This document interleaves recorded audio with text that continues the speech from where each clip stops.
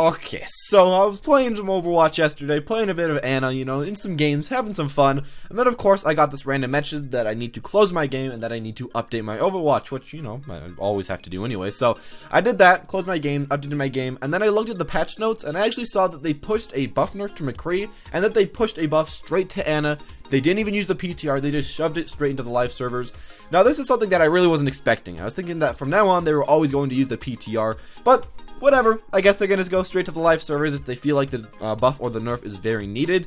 So that's kind of nice to know, but otherwise, let's just talk a little bit about Ana today. And later today, I want to upload a video on McCree and also about Soldier 76, kind of talking about where they are together, as they're kind of similar-ish characters. Anyways, to talk about Ana, she got some pretty nice buffs. Now, overall, since Ana's release, I thought that she was a pretty good character, and I feel like she still is a very good character. But I feel like she's a better character in a coordinated team than in random solo queue. Her shift is, of course, really good in coordinated team. It can make the game become a 5v6. You know, you can shift someone on the enemy team, and then you have 6 people on the enemy team, only has 5 people that can do stuff. Of course, if you ult the right target as well, like a Genji with his ult, you can win really easily on a competitive team.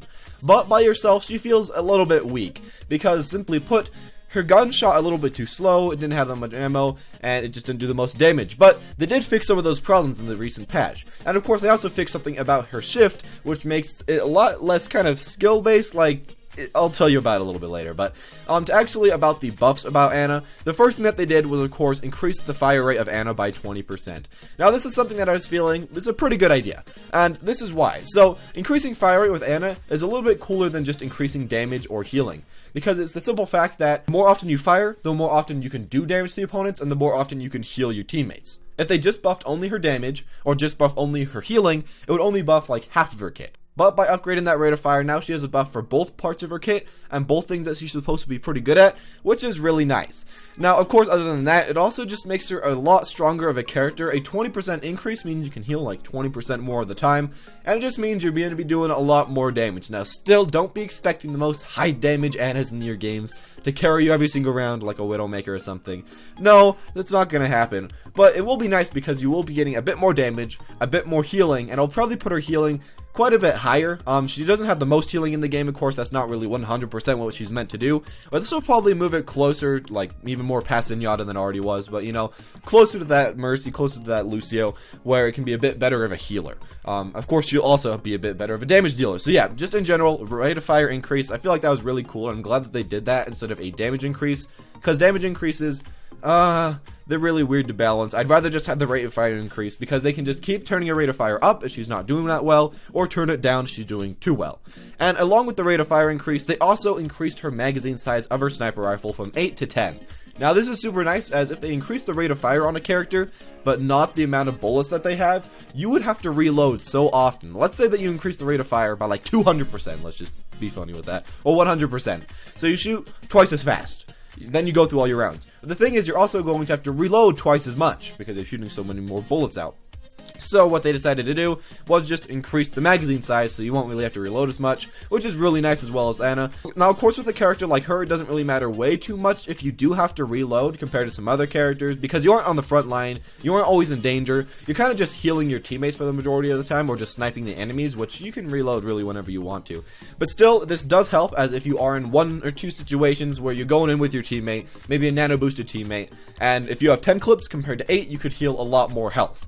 If you could hit your teammate 10 times instead of just 8 times. So I feel like that's a very good buff. And of course, a gun, if N becomes a bit too strong for this buff, they can easily turn that from 10 to 9, or even 9 back to 8. Or if she's still a little bit too weak, maybe turn it from 10 to 11 or 10 to 12. Very easy buffs, and I kind of like where Blizzard is going with this character, because with her, I feel like she has a lot of utility and is very strong, and she just needs a little bit of number tweaks and attack speed tweaks and stuff like that to really make her like a very good pickable person that's not really OP. Now, of course, they have one final fix, and I think that I saw this as a bug listed when I was looking at it. I don't know if it's actually a bug. It doesn't really seem like a bug, but what they decided to do was actually make so when you hit someone with your shift, the enemy will no longer immediately get up once one of your teammates hits them. Let's say a diva accidentally shoots them with like one of her little pieces of her cannon. The enemy would instantly get up, and it would be like you didn't shift the enemy in the first place. But now if you hit someone with your shift, and one of your teammates hits them, they will have 0.5 seconds of actually getting up. So it's not the most time, but it is half a second. And that does allow your team to, attack the opponent, and not have the opponent immediately run away once they get attacked, or immediately go for a D.Va right click, or a Reinhardt right click, or a Zarya shift. You have a little bit of time to try to kill the opponent.